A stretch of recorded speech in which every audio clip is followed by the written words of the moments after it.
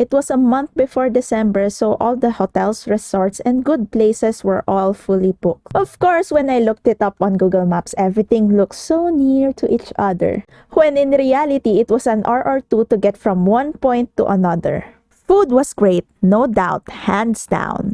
The place is also relaxing if you're into nature and the provincial life. There is a pool here, which I'll show you later, but aside from the greens, you won't see much here.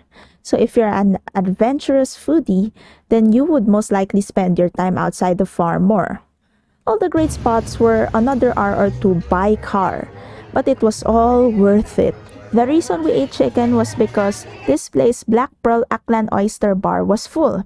It's better to order the oysters in advance because these sell out fast. The other menu selections were also good, but I would recommend the oysters and the flourless chocolate cake. Here's the pool I promised to show. We are back at the farm. It was a unique experience to sleep inside an Ifugao hut, but it's not for everyone, especially if you're a light sleeper. The door was as noisy as the keys, and you would need to open it every time one of you had to go to the toilet, which is a few steps from the hut. Here's the shower on the left side, and on the right side is the toilet.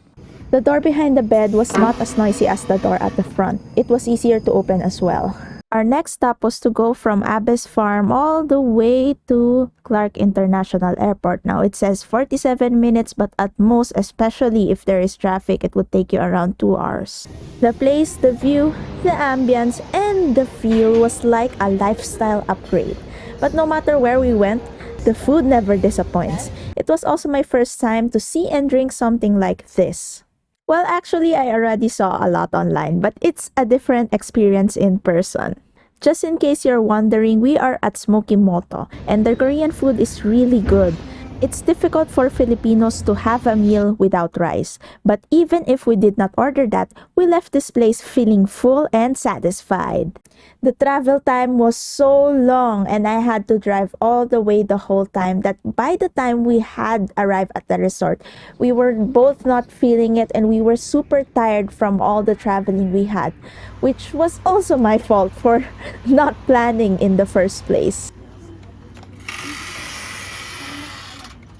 This was the private restroom. The place was not only hard to get to due to the narrow road, but also far from the city center. So being unprepared that I was, this was definitely not a good choice since we are not prepared with our own food. So instead of staying at the place and staring at the clouds until we wait for a new year, we instead chose to drive all the way back to Smoki Moto. It was a wine and dine experience. Basically, they would serve us wine and then they would serve the food afterwards. The 5-course meal was a great experience, but we were not able to enjoy it that much due to all the traveling we just had. It was a 5-course meal and each wine was paired well with a specific dish. After the third dish, we had a sorbet to cleanse our palates. While wine was being served, we were being entertained and educated by our sommelier. In other words, a wine expert.